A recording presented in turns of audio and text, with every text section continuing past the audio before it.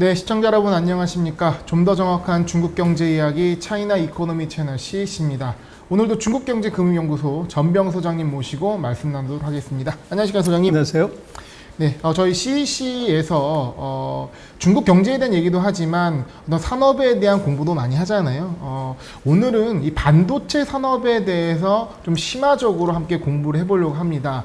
3부작으로 준비를 했고요. 첫 번째 시간으로 미국의 입장에서 반도체 산업을 좀 얘기해 보려고 합니다. 우리가 어떤 부분을 주목해야 될까요? 그래서 지금 뭐 미국 반도체 산업의 최대의 어떻게 보면 관심사가 중국 반도체 산업입니다. 네. 그래서 지금 미국이 갑자기 정말로 반도체를 다시 부활시키는 듯한 느낌으로 투자하겠다, 지원하겠다. 그리고 중국이 이제 첨단 산업에 보조금, 정부가 보조금 주는 건 절대 안 된다. 이건 위법이다. 이렇게 얘기를 하다가 바이든 정부 들어서는 반도체의 상상을 초월하는 금액의 정부 보조금을 화끈하게 지원하겠다. 오히려 미국에서 보조금을 주고 있는 상황이란 말씀이시죠? 그렇죠. 예. 그래서 이제 이게 아이러니인데 왜 이러냐? 뭐 세계 최고의 기술을 가진 미국이 이제 안에 내부적인 고민이 있는 거죠. 네. 그래서 이것하고 같이 맞물려 가지고 지금 전 세계에 사상 최대 반도체 공장 건설 붐이 불고 있다. 이제 그런 언론 기사가 떴는데 지금 내년까지 해가지고 29개 공장이 건설이 된다. 네. 그리고 이 중에서 15개가 파운드리, 그 반도체를 그냥 구워주는 거. 그래서 디자인 해준 것들 갖다가 생산만 해주는 게 15개. 그래서 바야흐로 파운드리 시대다. 그래서 TSMC 뭐 원래 했기 때문에 그렇지만 인텔, 마이크론 뭐 이런 회사들이 다 여기에 쫓아 들어온다는 거죠. 그리고 이제 우리 삼성 같은 경우도 오른쪽에 보신 평택 E라인인데 엄청난 규모네요. 그렇죠. 세계 최대 규모이긴 합니다. 그래서 네. 왜 이렇게 이제 갑자기 그 1년 만에 반도체 투자 이렇게 하는가? 그 중심에는 이제 미국의 고민이 있습니다. 네. 그래서 전 세계 반도체 판매로 보면 미국이 47%로 압도적인 1위고, 네. 뭐 이건 당연히 미국 1등인데, 그 한국이 우리가 19%, 일본이 10%, 뭐 대만이 6%, 중국이 5%. 그래서 5%밖에 되지 않는 중국, 그리고 6%밖에 되지 않는 타이완.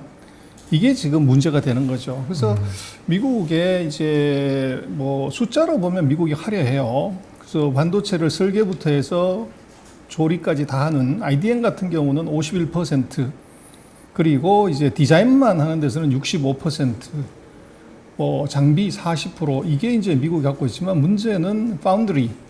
그래서 이 팹리스들이 디자인한 것을 직접 만들어주는 거, 이거 10%밖에 안 된다는 거죠. 그러니까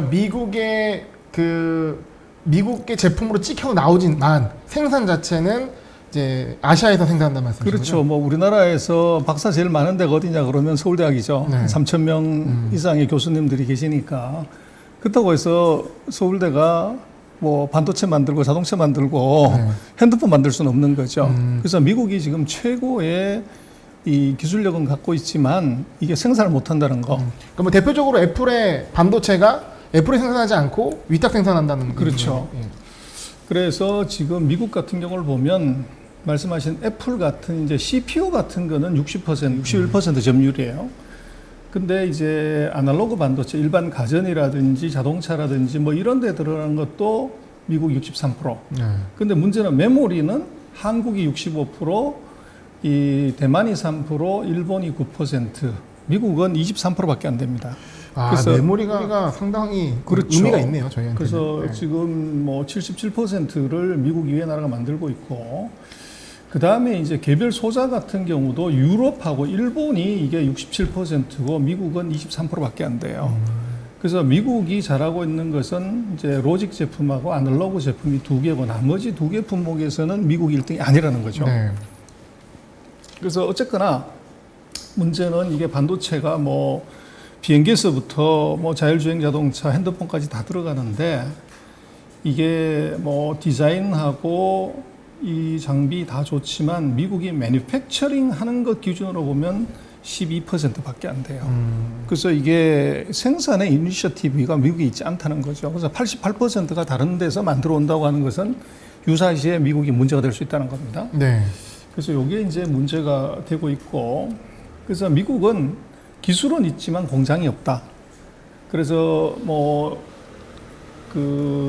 어떻게 보면 로직 제품의 이 공장으로 보면 미국이 당연히 이제 최선이었지만 이게 대만이나 한국이라든지 이런 나라들이 이제 캐치업을 하고 있고, 그리고 이제 세계 반도체 공장 자체를 보면 2001년 같은 경우는 거의 이제 30개 가까운 회사들이 반도체를 만들었어요. 네. 그러다가 이게 이제 기술력이 문제가 되고 생산 투자비가 워낙 커지니까 이게 지금 첨단 제품 같은 경우는 만들 수 있는 회사가 꼴랑 5개밖에 안 돼요. 그래서 이게 시장의 과점화가 이렇게 되는데, 여기서 미국이 돈 안 되는 건 다 털었기 때문에 이게 생산에 이 문제가 생기는 겁니다. 그러니까 이제 반도체 기술이 발전하면서 10나노, 5나노 이렇게 작아지면서 이 기업들이 수도 같이 줄어든다는 말씀이신 거죠? 그렇죠. 예. 근데 이제 거기서 많이 줄어든 회사가 미국이 가장 많이 줄어버렸다는 거죠. 돈 안 되니까. 네. 투자력도 안 되고 이러니까 줄였고, 그러나 여전히 이제 R&D는 미국이 가장 많이 합니다. 네. 그래서 매출액 대비해서 보면 이제 16%는 바이오 다음에 반도체가 많이 이제 투자하고, 또 미국 자체도 다른 나라가 비교가 되지 않게 이제 R&D를 많이 투자하는데, 문제는 생산 캐파예요. 그 매니팩처링 캐파를 보면 지금 이게 앞으로 2025년, 2030년 정도, 지금 12% 수준인데 앞으로 이 추세로 가면 10% 밑으로 떨어지고, 지금 이제 중국에 대해서 강력하게 견제를 해야 되는 이유는 아마 2030년 정도 되면 중국이 24%로 세계 최대 캐파를 갖고, 네. 그리고 대만이 21%. 그래서 이 두 개 나라 이가 한 45%를 차지하고 우리 한국이 한 19% 정도 이런 정도로 갈 거라는 거죠. 그래서 미국이 중국을 강력하게 견제해야 되는 이유는 바로 이겁니다. 그래서 팩토리가 없다는 게 이게 문제가 되고, 그래서 지금 기술력의 그 축소를 보면 이게 10,000나노에서 800나노, 90나노, 7나노 대략 한 15년 정도 이 주기로 엄청난 이제 10배 이상의 기술 집적도가 이제 막 일어나고 있죠. 그리고 스피드는 더 도와지고, 그 대신 이제 코스트는 급속도로 같이 떨어지고요. 그러다 보니까 가격은, 단가는 떨어지고 기술력은 또 높아지고, 그러다 보니까 고정비를 많이 부담하기 어려우니까 네. 미국은 공장을 다 이제 해외에다가 OEM을 했고, 그래서 지금 놓고 보면 미국이 약한 것이 레이버 코스트, 그다음에 정부 인센티브, 또 자본적 지출을 해줄 수 있는 그런 이제 인프라 이런 것들이 미국이 약하다는 거예요. 네. 그래서 지금 트럼프 대통령이 이제 리쇼링 해라, 전 세계에 있는 공장 다 빼가지고 중국으로 와라, 미국으로 와라 그러는데도 안 간 가장 큰 이유는 바로 인건비 문제가 생겨요. 돌아오는 조건이란 말씀이죠. 그렇죠. 네. 그리고 이제 인건비보다도 그 인건비 이면에 있는 것은 중요한 것이 바로 숙련 노동자예요. 인건비를 많이 주는 건 좋지만 싸다고 해서 생산성이 안 올라가는 사람을 썼을 때 네. 이건 오히려 독이 되죠. 숙련 노동자는 단기간에 키울 수도 없는 거라. 그렇죠. 예. 그게 20년, 30년 걸려야 되는데, 그래서 이미 30년 전, 40년 전에 집 나가버린 기술은 다시 돌아오기 어려워요. 그래서 이게 지금 미국의 고민이고, 그래서 이제 미국의 반도체 협회가 조사한 걸 보면 이 미국의 강점이 뭐냐, 약점이 뭐냐를 보면 미국의 강점은 소위 말하는 에코시스템, 생태계가 잘 돼 있다는 것하고 지적 자산, IP, 이게 이제 강한데, 문제는 이 레이버 코스트, 그 다음에 정부 지원, 이게 다른 나라에 비해서 취약하다는 겁니다. 네. 그래서 이것 때문에 이게 중요한 건 사람이 없다는 거죠. 네. 그래서 반도체가 첨단 산업인 것처럼 보이지만 24시간 365일 공장을 돌려야 돼요. 그래서 지금 한국도 그렇지만 52시간 일하는 판에 네.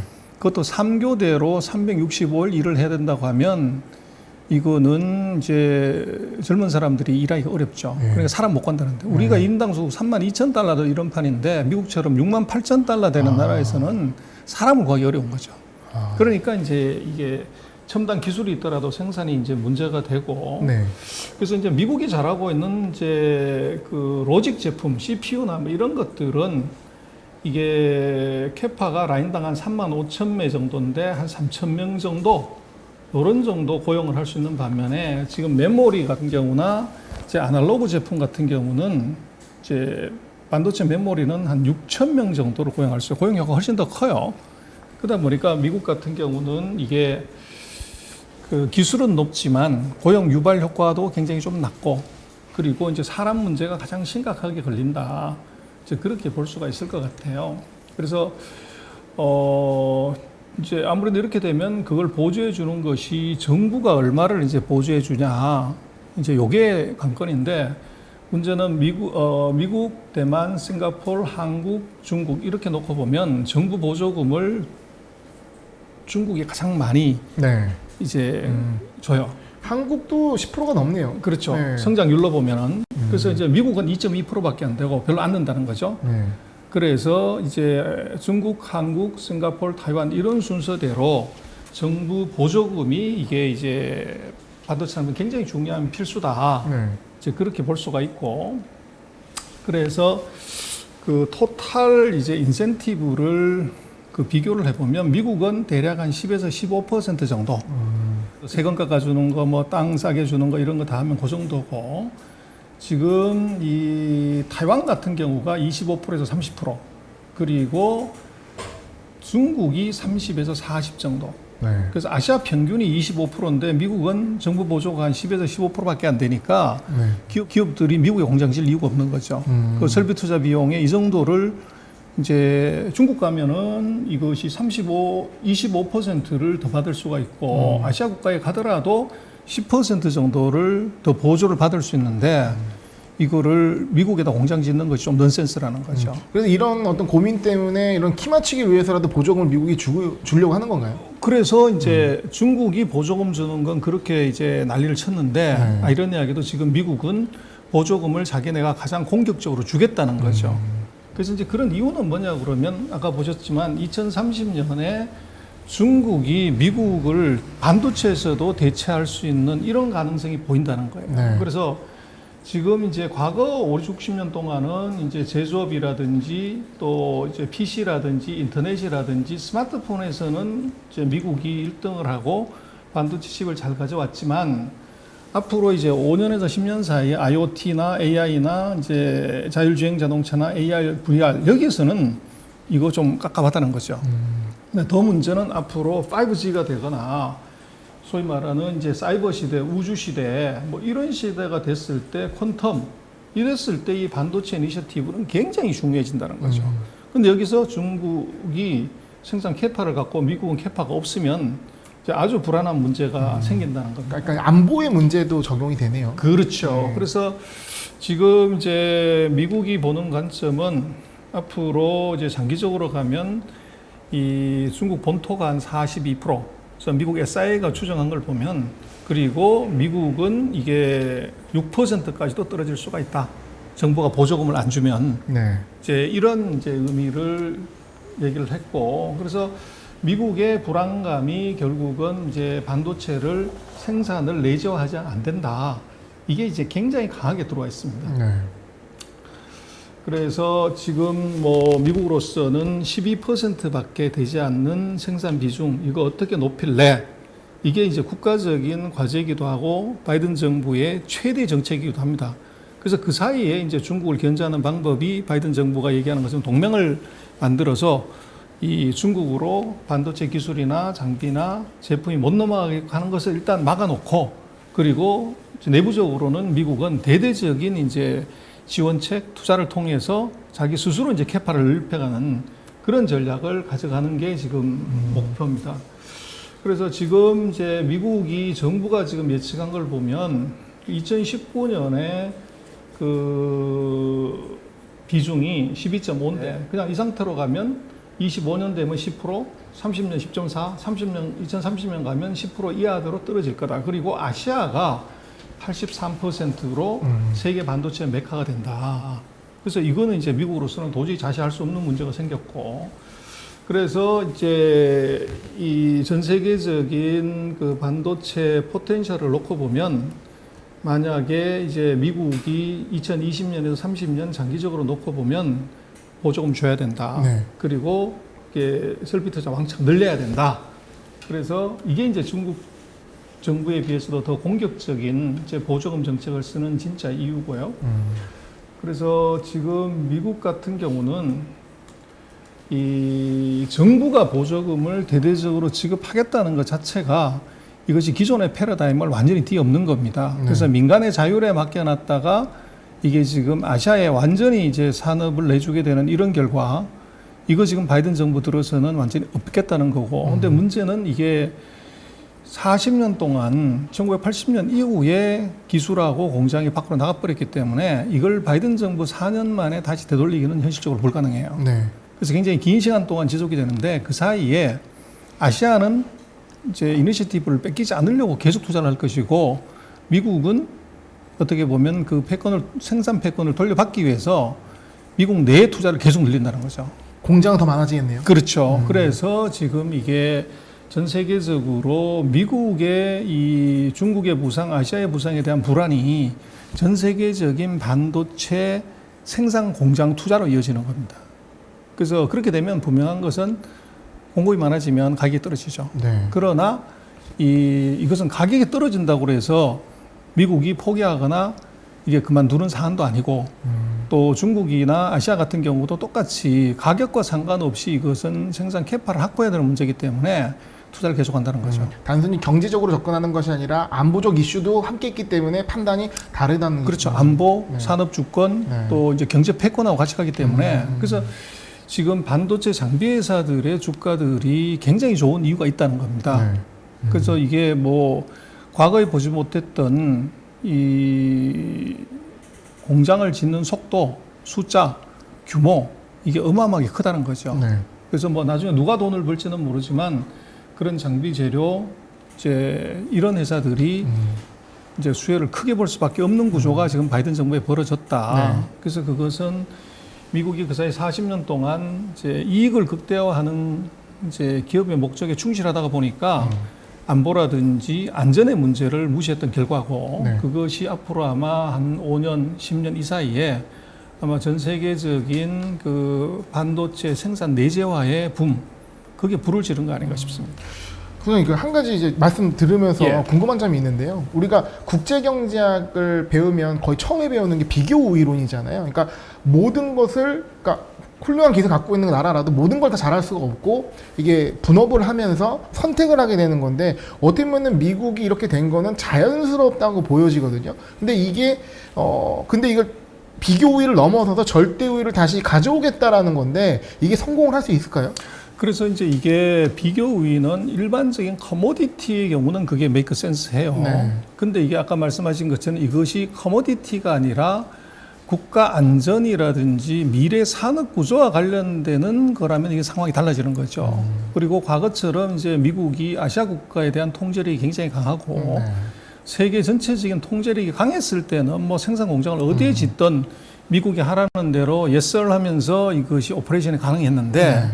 이게 지금 미국 말을 안 듣는 나라들이 등장하게 돼 있고, 그 나라의 사이즈가 미국의 70%, 90% 이렇게 올라왔을 때 이것이 미국의 통제를 받지 않는다는 거죠. 네. 그리고 이제 그 나라가 거꾸로 기술이 아니라 이제 생산을 갖고서 미국의 목을 조를 수 있는 네.